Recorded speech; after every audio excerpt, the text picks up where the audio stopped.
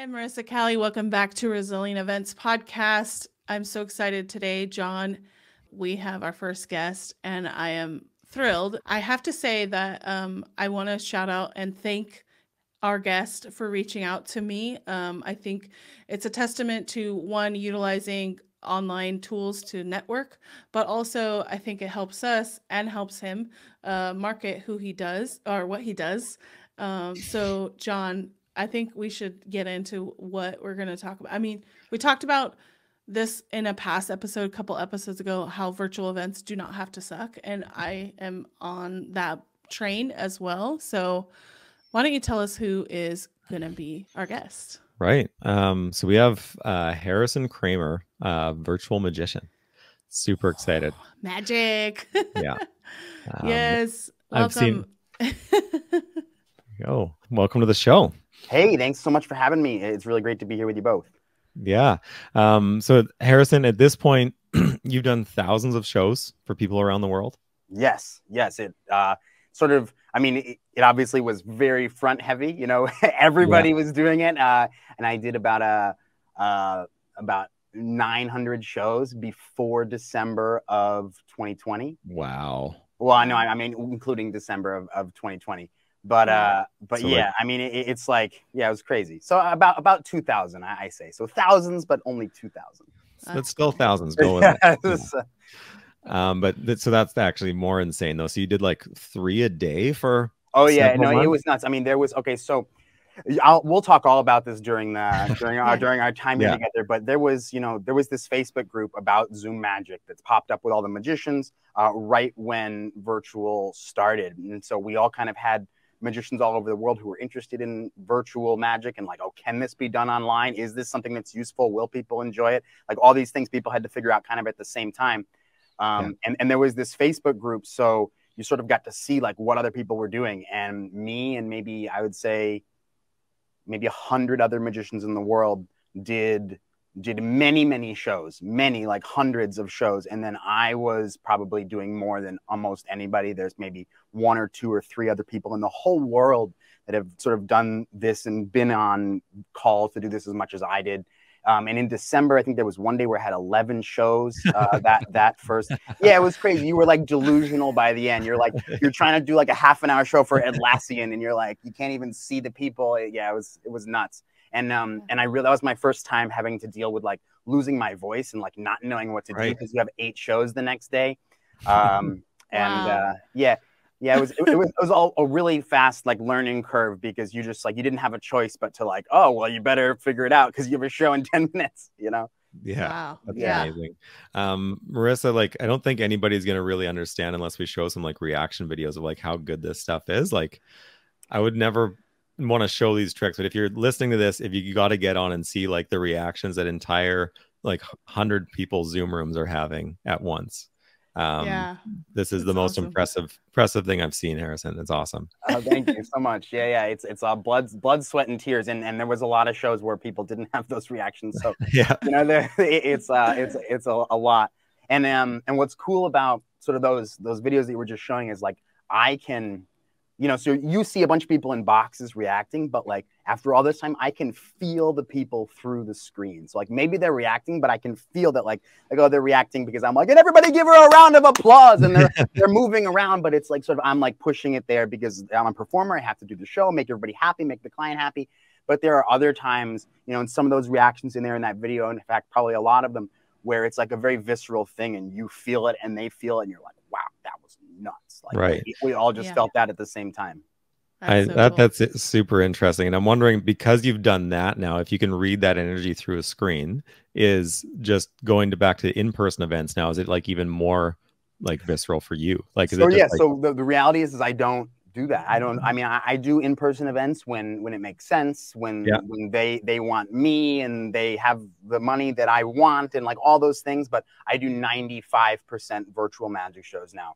Me and maybe one other person in the world focus specifically on this. So if you go to my website, harrisonkramer.com, you won't even find any in-person magic there.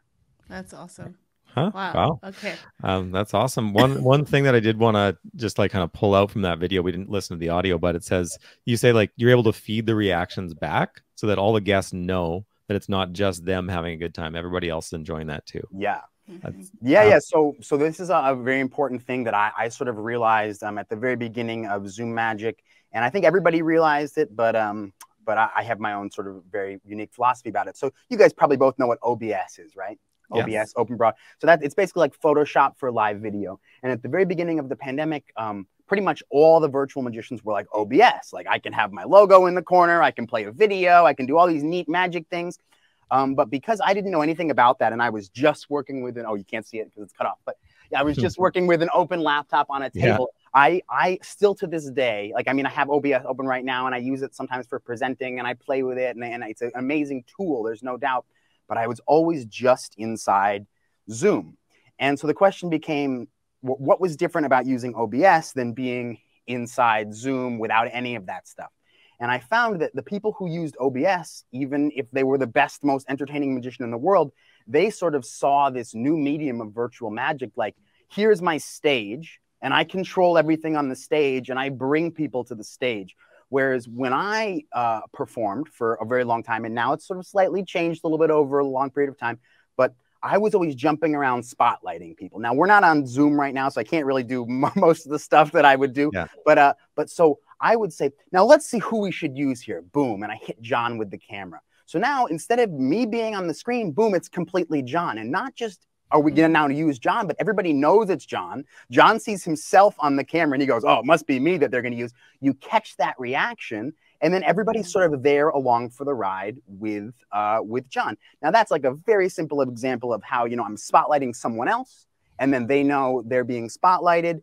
And we're like sort of transferring the energy and the attention to them, and you're seeing their reaction in real time. But there's also a big portion of sort of Zoom Magic where you have to be able to show the gallery view. Now, if you are performing on sort of, well, let's say any platform, Zoom, Teams, Microsoft Teams, Google Meets, Blue Jeans, any of these things, for the most part, you have no way within the program to push the gallery view. So you can show yourself here, but inside the software, you can't say, okay, I press this button and now everybody's going to see all the beautiful people that I see. They just like, it doesn't really work like that. So I have, and most magicians have a way to show the audience in various different contexts using software, without software. And this becomes really important. In the very beginning, I was actually holding up a mirror. So I would like, I would, they would all, give her a round of applause. There she is. And you'd be seeing the camera, right? Okay. So that's how like unprepared I was for this in the beginning. And so now, again, my video is cropped different because we're on StreamYard, which is totally fine. But now I have the ability to, spotlight people, and not just that, but I can then go pick his nose, right? so that this allows me to say that people are having an amazing reaction, and boom, there they are. Give her a round of applause. And again, it's going to look funny because we are not set up like a Zoom call right now. Boom, I'm showing that screen. I can zoom in on the person who's really laughing the hardest, and then now we're seeing her laugh in real time, and everybody else is like laughing because I focused on them. So it's sort of like I'm using this Jumbotron effect inside of the meeting while I perform.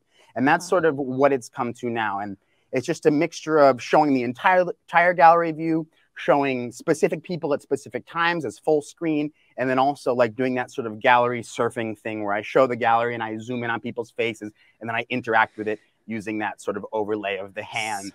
Yeah. Right. Wow. So this allows me to sort of create that sort of extra level of like everybody's on the same page at the exact same moment. Because if I zoom in on Jon's forehead and I make a joke about Jon's forehead, we all know exactly. It's big. We all know. It's okay. No, that's not even what I wasn't saying that at all. I was just maybe I guess because I'm seeing it, I say it. Yeah, there you go. No, okay. but if I zoom in on Jon's forehead, like everybody in the same moment realizes exactly what's going on, as opposed to me bringing Jon in on the screen right here, with OBS and like looking at Jon and talking to him. I just don't find it as fast-paced, as interesting as sort of this whole jumping around. And one of the things I think, and this goes beyond just featuring the audience, but one of the things that I think is really important for any Zoom presenter is to sort of have this sort of larger than life personality. If you're just going to sit there and be a talking head, that's fine.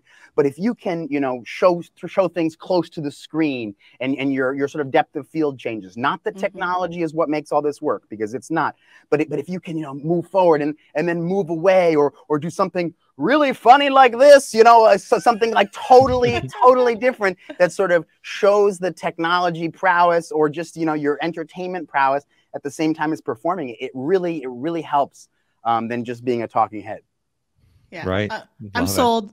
Hey, now I need an event where I'm like, okay, like we're gonna work with Harris. And I think that was, you know, I think going backwards, we definitely want to get into like how you talked a little bit about, you know, trying it out and stuff, but you know, I think that was one of the initial reasons why you connected with me. I mean, you're searching for people who are hosting events and producing events, and you're a provider for that, and the energy is really important. And I think, you know, it's cool. One, it's cool because like I'm laughing here and I'm like, I did not expect to like have this little roast session for Jon's forehead. Yeah. Well, that's what it's really about, is roasting people in the call. No. 90% of Zoom magic is just roasting people in the call and getting them to laugh, and then capturing it and showing everybody that they're laughing, so that we're all together on the same page. Yeah, 100%. Cool. Yeah. So Jon, I think you were talking before we got started a little bit about the backstory. Yeah. So clearly he's at the top right now of Zoom magic. I want to know where it started though, as well. Like, so you were doing magic. I'm not at the top of anything, but I'll tell you how it happened. So I was a magician for the past 10 years. You know, I think I'm great at magic, but I was not like a, you know, well-known magician, not like highly respected magician, just like a magician in New York City doing lots of events. And I think part of what made me good at virtual magic is because I was doing these like high pressure events where it's like you're walking into like a kid's birthday party and you better not get murdered. You know what I mean? It's like you better figure it out. So then COVID happened, and I remember I was like March 15th. I was sitting there, and I had been doing like, you know, a fair amount of like corporate events as we got up to COVID, but like not like big corporate events with thousands of people on stage. Like wasn't really my gig. And so COVID happened. All the gigs got canceled like within the course of like a week, and you were like, whoa, what are we gonna do? And I was about to have my amazing little daughter, who I'll show you a little picture of right here. There she is with my wife. She's the best. And thank you. And so I was like, oh well, what are we gonna do? And at this point, I wasn't involved in that Facebook group. You know, I didn't really know that. I saw some of my friends who were magicians starting to do like virtual magic, and it was like, okay, well, I better get a Zoom account just in case there's something. So I paid the $15 for a Zoom account. And I remember talking to my wife being like, sweetheart, I'm gonna pay $15 a month for this Zoom account. Like you know, I just want you to know that, like, I know we don't have any work right now, but I'm gonna take this thing and I'm gonna go for it. And then this kid in Texas from my college like invited me to do like a Facebook live stream, and I was like, okay, I'll get my things together, and I'll try my hand at this like sort of on camera magic thing. And I was always very against doing magic like on camera, not so much because that's wrong. I mean, it's great, but as far as like what I care about, which is like doing things real and in the moment, entertaining people who aren't prepared, and it's not like being broadcast on TV and there's no pre-show. It's just like, let's go. That was never a thing on camera. But now all of a sudden it was like you could, because everybody was in their home ready to do these calls.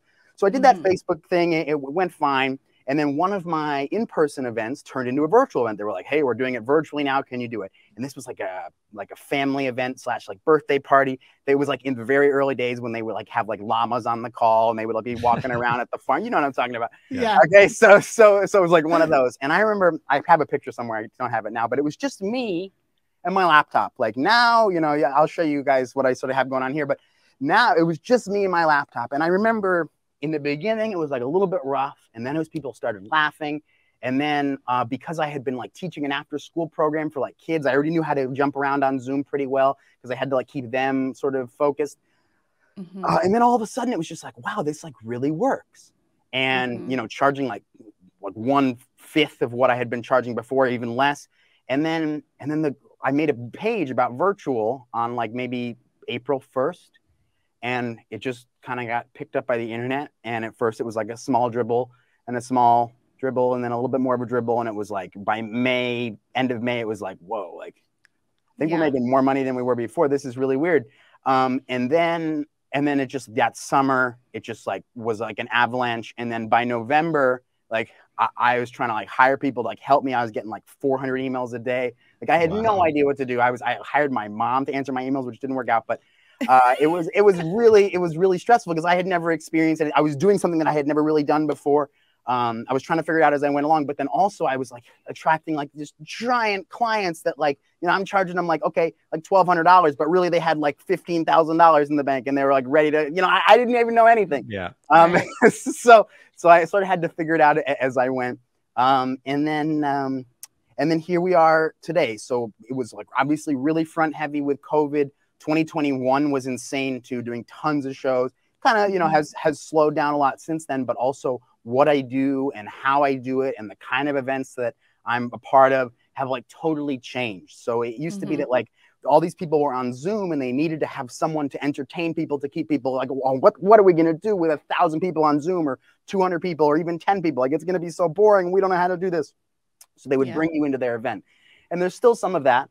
But for the most part now, it is people who want exactly sort of what I offer, which is like engagement of large groups of people inside of a virtual meeting, whether that be sort of team building, whether that be, again, virtual event entertainment. But usually like the virtual magic show now is the whole event. It's not like they're going to have a sales meetings afterwards. Sometimes they do that, but it's not so much. And then the other side of it, which is what I'm really passionate about, is I like to create the events out of thin air. And this is really important to me. And I think it's very cool that no longer do I need to wait for someone to want a virtual magic show, because realistically, nobody knows that exists. They would think that it wouldn't be good if they thought about it and they didn't know anything.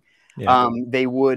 It would just like, you'd have to like wait for someone to think of it on their own, and they're never going to do that.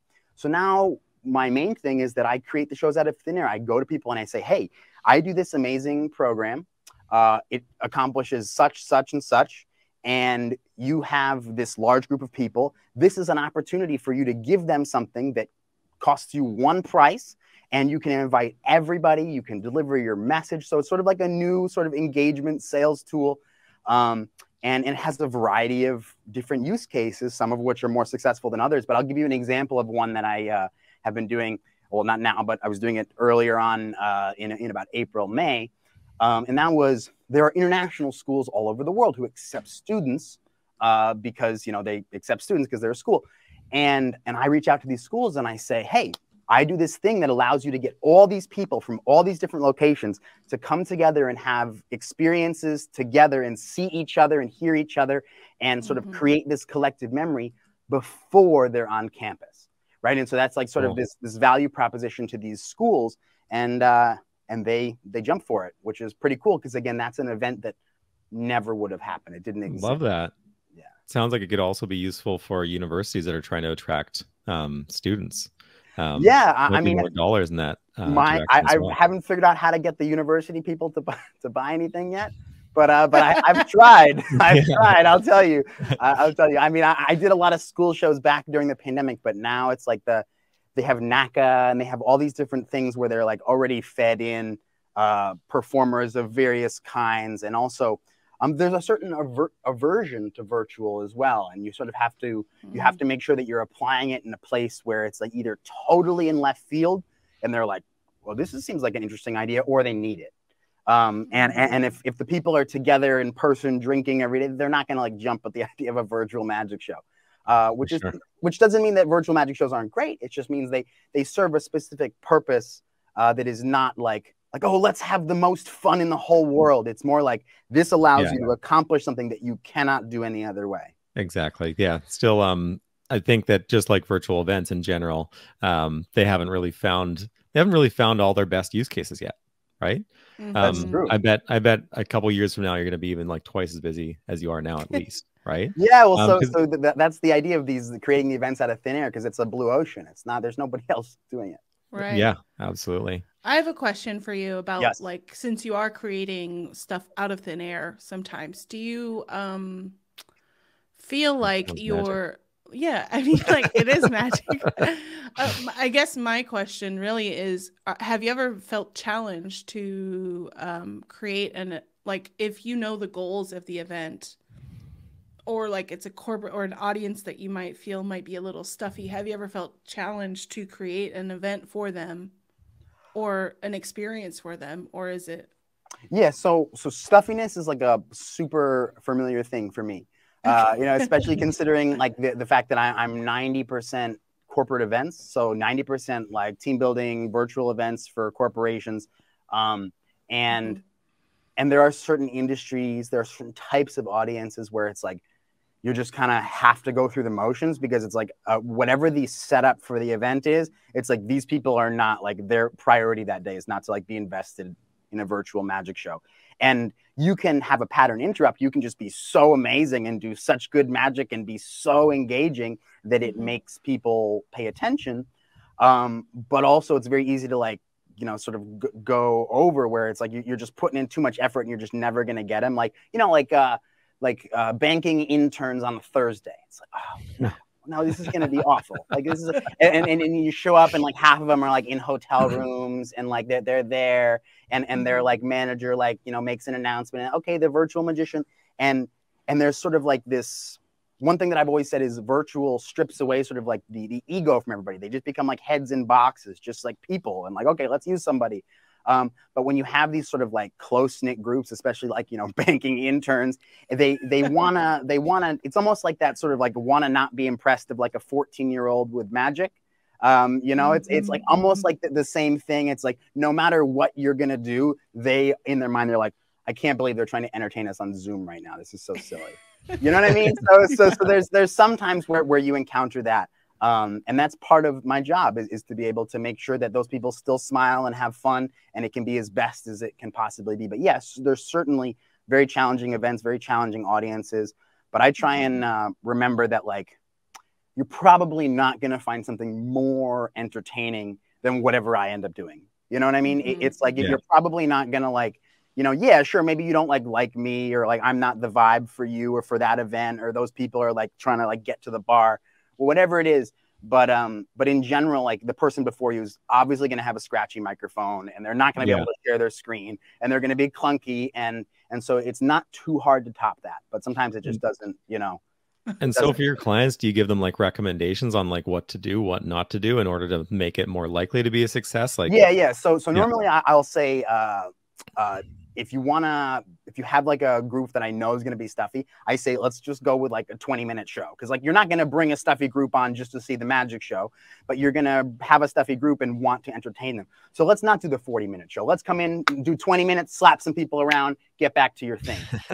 And then, no, it's true. And then, you know, I used to do a 30-minute show, but now I sort of extended it to 40 minutes. That's sort of kind of like the basic show that can be a part of an event. It can be kind of a standalone.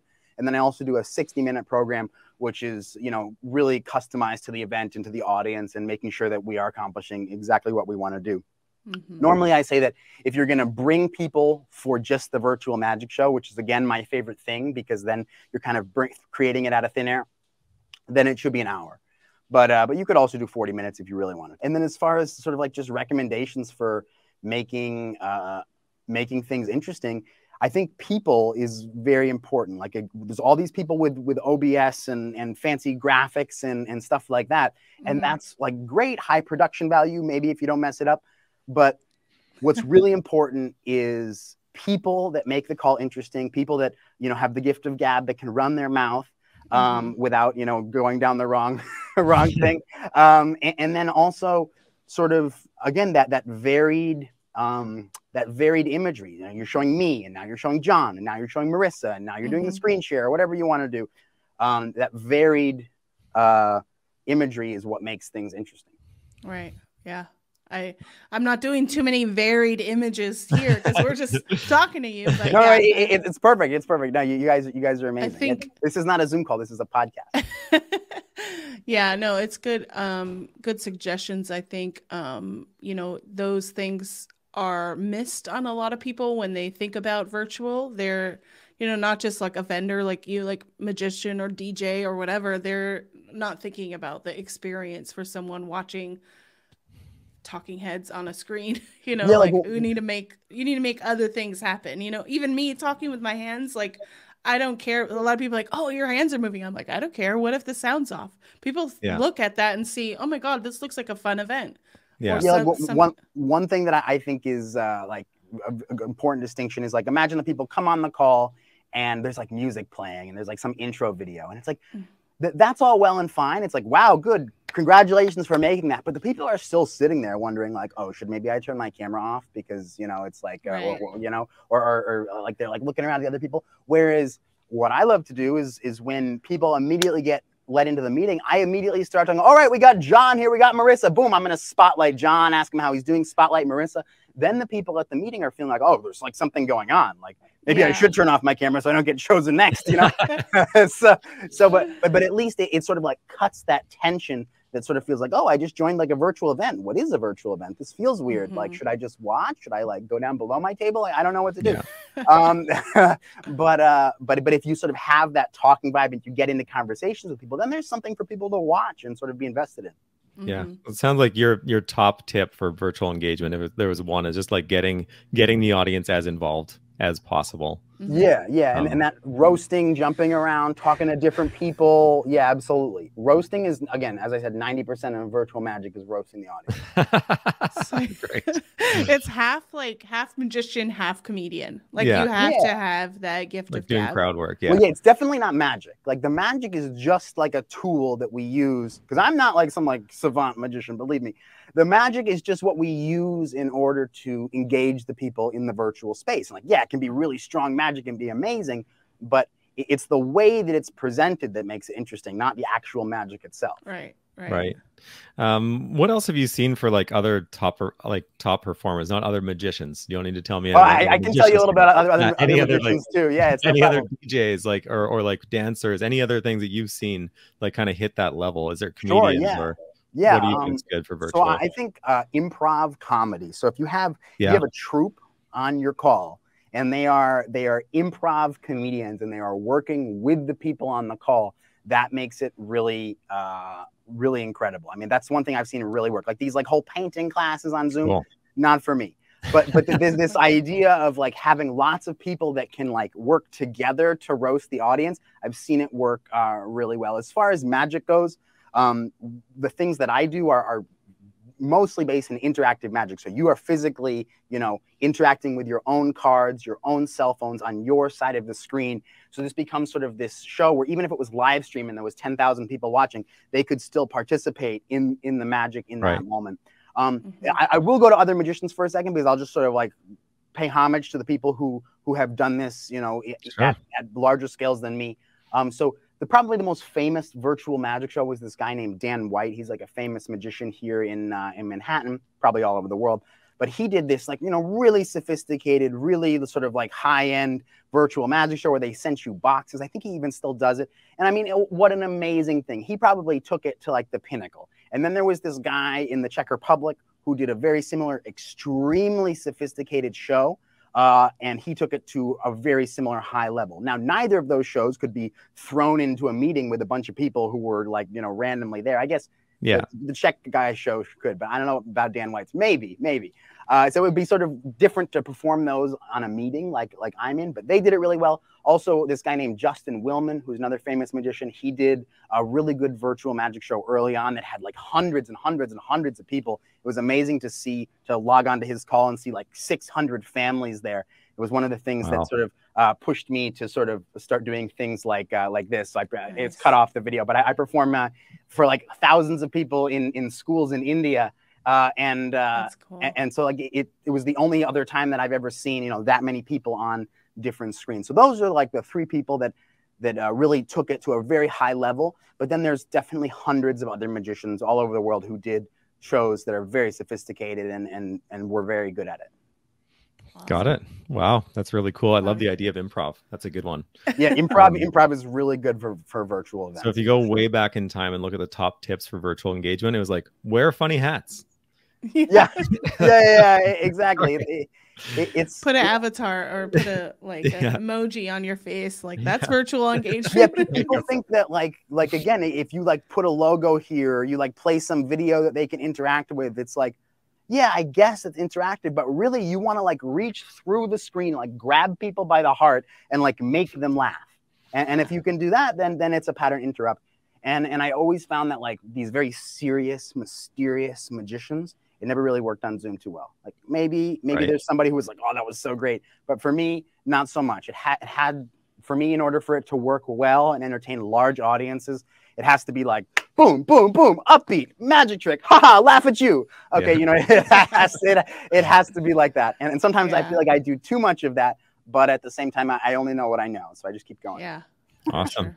Sure. This has been great. One thing I wanted to make sure that we talked about before the end of the show is, can you tell us a little bit about humanitarian magic? Yeah. So so before the pandemic, I was doing lots of volunteer work for various organizations. So what I would do is oh, you guys disappeared. Here I am. No, we're here. We're here. It's okay. So I would do various programs for like orphanages and like hospitals and things like that. I would go there, obviously completely free of charge. And so then that was called humanitarian magic. I would travel to Greece. I would work in refugee camps doing magic shows for them. And then virtual happened. And so I sort of thought, okay, well, this is even more amazing because now I can take, you know, this thing that I do and I can go share it with a bunch of superheroes and have it streamed into hospitals all over the country, right? Mm-hmm. And so this was a show we did in Australia for a bunch of superheroes. And then we streamed it into about, I believe, 200 hospitals all over Australia. And like, what an amazing thing to be able to do. Well, it's like, these are kids who are in hospital beds. These are kids who cannot get, visited by anybody necessarily. And so so I'll go back to this sort of India video. This was a show we did for, I believe it was 120 schools all over rural India. So what's amazing in this video, these are children who do not know each other. These are kids who see up on a big screen in their classroom a bunch of rooms full of kids that look just like them and that they can viscerally connect to. But at the same time, we all get to experience this sort of virtual magic show together. And not just that, but I brought in a magician from Tokyo. So with someone in New York, someone in Tokyo, and 4,000 people in India, like probably never been done before. So humanitarian magic is just where I give away my programs, any sort of program that I offer, completely free to organizations that serve underprivileged children. And obviously it has to be for the beneficiaries, not like auctions and things like that. But yeah, it's a ton of fun, and I don't get to show a lot of my work that I do. I really don't get to actually post about it that much because there's nothing to like post. You can't really record it or anything. But yeah, it's awesome, and it's definitely a big part of what I do. And I have emails going out every day asking people if they want to do it. That's cool. Awesome. That's super cool. Yeah. How can people get in touch with you about humanitarian magic or other? Yeah. So my website is very simple. It's harrisonkramer.com. I see it down there at the bottom. You're the best, Marisa. harrisonkramer.com, and ton of fun. You just go there. You can watch videos. You can click on various things. I have different pages for team building, for humanitarian magic. You can watch the humanitarian magic video on my website. You can really learn everything about the various things that I do on my website, harrisonkramer.com. Amazing. Awesome. Well, yeah, thanks for being here. I'm super worried, Marisa, because I think that he's our first guest. He might be our best guest, and it's all downhill from here. No, what we should do is we should do a virtual magic show for your guys' community. And I'm not trying to like sell your virtual magic show or anything, but we should get everybody on Zoom, anybody that, your mailing list or whatever, and we'll do it. And it's a way for, you guys to provide something to your community, and a way for me to, share this thing that I love with more people. So anytime you guys want to do anything, I'm always here. Well, the benefit of what I do is that, I'm right here, and I think about doing virtual magic shows, and I do them. And God forbid one doesn't happen. If this podcast didn't happen, I would still be standing right here. It just didn't happen. So it's very, very simple life, I have to say. Perfect. Awesome. We thank you for your time, and I love it. I need to find an event where we can have you on, because I think it would be awesome to be a part of it. So yeah, absolutely. Whether it's for our community or not, we'll figure it out. It would be my pleasure. Yeah. And we can make a lot of money together. Okay. It doesn't matter. All right. All right. Have a great day. Talk to you later. Thank you guys so much. Bye-bye. Bye. Thanks, Harrison. Awesome. Thanks for being with our first guest episode with harrisandkramer.com, virtual magic. Yes. That made me so excited about having guests on the show. What a damn good time I that know, was. right? Yeah, thank you. For show notes, downloads, etc., go to RizPod.live. And I think we are going to have to plan some kind of community event with them. That was a pretty good time. It's my wheels are spinning. So, Yeah. All right. Thank you for next time, watching, guys. and we'll see you later. Bye. Bye.